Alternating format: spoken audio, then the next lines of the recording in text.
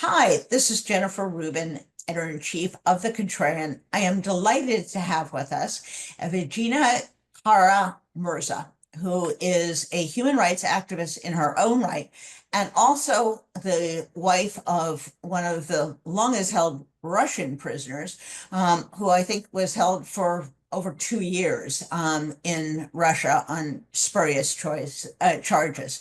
Welcome. Thank you for making time for us. Thank you for the invitation. Tell us a little bit about the experience of families when they are caught in this position where they don't have control, they don't necessarily have insight. How do you get through a period of time when a relative is held prisoner this way?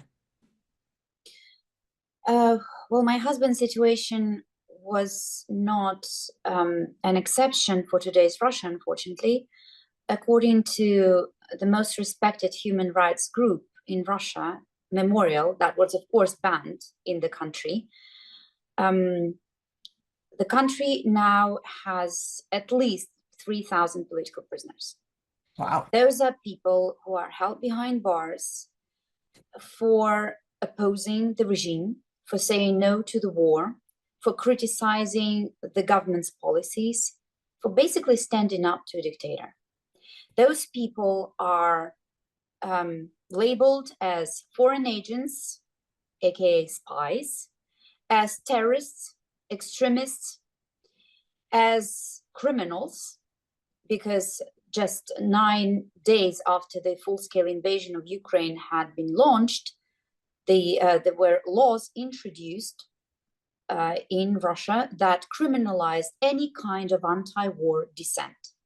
And people faced criminal charges even for calling the so-called special military operation the war, which it actually is. And well, as I already said, today we have over 3,000 political prisoners in the country, and that's according to very careful estimates, because human rights groups, human rights organizations cannot work freely in our country. They are just as regular people being accused of being affiliated or working for foreign governments, and their work is banned in Russia. And Russia lives in 11 time zones. The population of the country is over 140 million people. How do you monitor all of this without having access to these regions, without being able to travel freely, to have these people represented by lawyers? Because there are, of course, still very courageous, admirable lawyers who are fighting for these people, but they themselves very often come under pressure, like the notorious case of Alexei Navalny's lawyers, who were arrested and thrown in prison for defending Alexei before his murder in a Russian prison. So this is the situation, just in general terms. What we're facing in Russia is wild-scale state repression directed at any kind of dissent. And to imagine what the families of these people are going through, kids growing up without parents, or kids being thrown in orphanages because, to be raised into good Russian soldiers, while their parents are held behind bars for protesting the war, for protesting Vladimir Putin. This is very painful. And what our family lived through, again, is not something exceptional. This is currently lived by thousands of families in Russia. And of course, I also have to mention that the current Russian regime, Vladimir Putin's regime, holds thousands and thousands of Ukrainian civilian hostages. And this is something that any international law prohibits. Civilians cannot be taken prisoners. And yet the Putin regime holds tens of thousands of Ukrainian civilian hostages. And of course, we cannot forget that thousands and thousands of Ukrainian children were forcibly removed from the Ukrainian territory and are now held somewhere in Russia. Some of them were placed in families, others are staying in orphanages. So, you know, Vladimir Putin is a wanted criminal specifically for that. The ICC issued a warrant for Vladimir Putin's arrest based on the fact that he is implicated in the forceful removal of Ukrainian children from Ukraine. So if we talk about state repression, this is a practice often, not often, always used by authoritative, totalitarian regimes, because their power depends on squashing dissent, basically. These are not people. Vladimir Putin is not someone who has the mandate of the Russian population to be a president. According to international organizations, the last free but not fair election took place in Russia in 2003. So we've had over 20 years of stolen elections, and Vladimir Putin has not had the mandate of the Russian population for over 2 decades while he stays in power. So he stays in power through fraudulent election and through squashing dissent, yeah, and persecuting anyone who opposes him. And of course, it is very concerning when we see similar patterns emerging in democracies. yes. And when the immigration law is being basically weaponized against certain groups of people, or against people whom, like in the case of Kilmar Brego Garcia, the White House sees as criminals, even though there was the decision of the Supreme Court that has called his removal illegal and directed the administration to facilitate his return. Yes. And even though the Justice Department acknowledged that it had been an administrative mistake, quote unquote, the White House continues to insist that this was the right person sent to the right place, and that it wanted the Salvadoran president to take as many criminals as possible. So, you know, this country has a system of checks and balances, and court decisions have to mean something. They have to be respected. The decision of the Supreme Court of the United States has to be respected, and yet it is somehow completely dismissed by the White House, and this is very concerning. The fact that the immigration law is now being weaponized against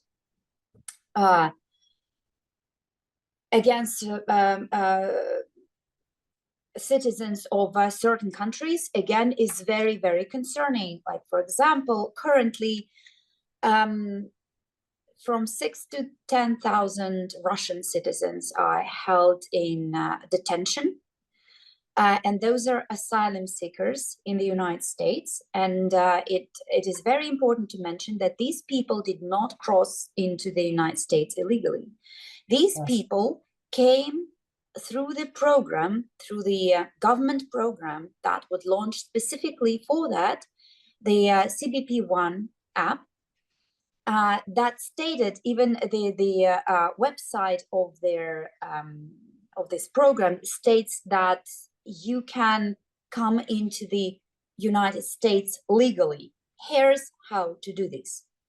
So these people filled out lots of forms and adhere to all the rules to not, specifically to not violate the US law and come into the country legally seeking asylum. This is the country that is built by immigrants. This is a country that has always offered safe haven to those fleeing persecution back home. Exactly. And yet we have we have concerns that citizens of certain countries, and there is a list of these countries, are somehow subjected to a blanket ban, under which they stay in detention for months and months and months, basically in legal limbo, despite the fact that they followed the procedure offered by the government of this country to apply for asylum under law, legally, following the program CBP1. And it's, well, there is, and which makes it even worse is the fact that the law is further used discriminatively and honestly quite, there is this sort of demonstrative cruelty with regard to these people. Yes. For example, there's a case of one Russian citizen who has been a regular participant in peaceful demonstrations in Russia since 2017. He has an administrative charge and a criminal charge, a criminal case launched against him by the Russian government for his participation in peaceful protests, for spreading objective information about war crimes committed in Ukraine. He fled the country and he followed the procedure of the CBP1 program, applied for asylum in this country, waited for months and months for his court case, and the court decided that his request for asylum has to be approved. In October of last year, he received this court decision. But in 100% of cases of Russian citizens, the court decision does not come into force during 30 days after the decision. And during this period, the attorney's office can launch an appeal procedure, which was done in case of this Russian citizen. And this appeal procedure can last for months. Oh my. So this young man who had not broken any law, neither in Russia nor in the United States, who is seeking asylum in this country, fleeing persecution in Russia, because if deported to Russia, he definitely faces prison. Yes. And we're not talking about just prison. In Russia, there is torture, harassment, sexual harassment, anything you can imagine in those prisons. Yes. Yeah. So he faces all of that. And he has the court decision that approved his asylum request. He has it since October of last year. And yet we are almost in May 2025, and he's still held in prison because in those detention centers, the conditions under which people are held are basically prison-like. These people do not have access to any personal items. All technology is taken away from them. They're not able to have regular contact with the loved ones, with the families, with very often with the lawyers. So it is a prison, and he's been held there despite this court decision for all these months, over half a year, despite the fact that his asylum request has already been approved. So it seems that there is this this demonstrative cruelty with regard to these people when families are being separated, when parents, we know of many cases of such families, such Russian families, where parents are separated and not just put in different detention centers, but are moved to different states. So these detention centers are in different states, and if these families have children, these children are taken away from them and placed in foster care. For months and months, these kids stay in foster care, and and ICE does not provide any explanation for these decisions it makes. Despite all the requests by these people's lawyers. Which makes the situation even worse is that very often when a family seeks asylum, it is for example, a father seeks asylum because he flees persecution in Russia. He is under threat in Russia, but of course he brings his family with him, so his wife and his child or children. And usually such cases are supposed to be considered by a court as one case. So if a father is granted asylum, his wife and his children receive asylum automatically because of the father. But in many cases, families are not just separated territorially, but their cases are seen, are considered by courts separately as well. And if the father who is persecuted in Russia can provide proof of this persecution, his wife very often cannot, because the persecution is directed at her husband, but not at her directly. Their family is under threat, of course, as a whole, but she cannot provide proof for of being persecuted by the Russian government. But even if she could, I mean, the fact is that while these people are held in detention, all their technology is taken away from them, their phones, their computers. They cannot even print a sheet of paper. So how are they supposed to get ready for these court hearings if they do not have access to any documents that they need to prove that their request for asylum holds water? So it's, you know, it's a nightmare. It is a nightmare. It is a nightmare. It is a nightmare. And the fact that the current US government sort of takes pride in doing that, in sending people, it's just, you know, like in the case of Kilmar Brego Garcia, who has a family here in the United States, who has a wife and children, and his wife, as I understand, are raising 3 children. And he was taken away from this family, sent to El Salvador, where he's held in a notorious maximum security prison. And the White House states that he is the right person to be held in such conditions, despite the Supreme Court decision in his case. And his family has no possibility of getting their partner, husband and father back. So the White House states that this is a criminal, and it wants the Salvadoran president to take as many criminals from the United States as possible.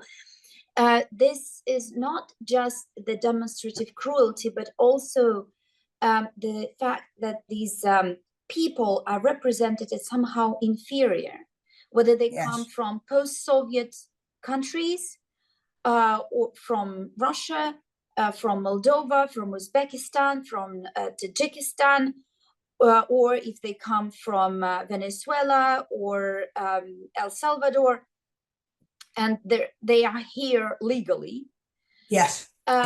These people are represented to the public as criminals and as somehow inferior, which of course creates this sentiment in, you know, I'm thinking about something that President Trump said during his election campaign, that these people are eating dogs, and, you know, so obviously representing these people as inferior, as somehow not enough, not good enough to be Americans. And the system of checks and balances is dismissed by the White House. So it seems that it's going to be the White House who's going to decide who is good or bad enough to become an American. And you know,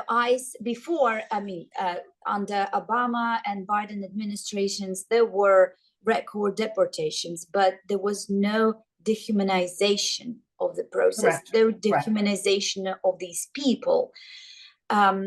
whereas now ICE even has the authority to come to, what are they called, like places, place safe harbor, Yes, if I'm using the correct term, like hospitals, yes. churches, Churches, yes, exactly. They will go schools. in anywhere. A Yes, courtroom. schools where people are supposed to feel safe, Yes, because these people very often already flee persecution, and they yes, already know what persecution means, and they already went through hell once. And ICE, that was the reason ICE was not supposed to come to places of safe harbor. yes, And nowadays they have this authority. So yes, it seems that there is a sort of a demonstrative, a wanted, a desired violence and dehumanization of these yes, people. They are meant to be afraid. They're yes, meant to feel unsafe. And those Americans that the White House deems worthy of being Americans are taught to see these people as inferior, are taught to see these people as a threat to them yes, and to their safety. They're absolutely. taught to see these people as criminals, and anyone coming into this country as a criminal, even if this person is seeking asylum from an already criminal state, another Yes, criminal state. So, you know, and I think that this violates the the nature itself of yes, this yes, country, the basis of this country that was built on the premise that this is a safe haven for people fleeing persecution. This is a country that does not discriminate based on yes, people's citizenship, based on the color of their skin, the language they speak, the religion they practice. This is the basis. This yes, is what yes. makes this country a great country. I could not agree more. I could not agree more. And I think the lesson for our viewers here is that if you are seeing parallels, that should be the warning symbol. When an American president echoes the language of a dictator like Putin, to call someone a terrorist, to call someone a criminal without any evidence, and they begin this process of dehumanization, we all must pay attention. And I would just close with this. In the attempt to end the war in Ukraine, this president and his emissaries have never brought up the prospect of returning those Russian captives and the children who are held in Russia. And that is simply a violation of every norm, every sense of human decency. And the American people should not allow it. So I thank you for your time. I thank you for all that you are doing. Yes, If please. I may add on your point, thank you so very much for mentioning it. There is an important initiative launched together by Ukrainian and Russian NGOs. The main ones were Center for Civil Liberties, the Nobel Peace winner, the Ukrainian Center for Civil Liberties, and Russian Memorial, another Nobel Peace Prize winner. And this initiative was joined by many international human rights organizations. And this initiative is called People First. This is exactly what you talk about. This initiative calls for the release of all captives of Putin's regime as part of this ceasefire or peaceful or whatever negotiation. Yes. And this initiative mentions war prisoners, but they will, of course, be exchanged under the Geneva Convention. This is what is Absolutely. usually done, and I hope that this will be done in this case as well. But this initiative also mentions Ukrainian civilian hostages that I already talked about. Yes. Thousands of Ukrainian kids forcefully removed from Ukraine against the law, and thousands of Russian political prisoners who stood up to Putin and said no to this war and opposed his criminal war. So this is a very important initiative. And yes, I do believe that those parties engaged in negotiations absolutely have the responsibility of raising this with the Kremlin and of making it an absolute demand that people are put first in any ceasefire negotiations that will take place. I could not have said it any better. Thank you for joining us. Thank you for sharing your perspective. And I think if we are beginning to look and sound like a dictatorship, we are on a very, very perilous path. So thank you. We'll enjoy having you back, hopefully in better times. So thank you so much. Thank you.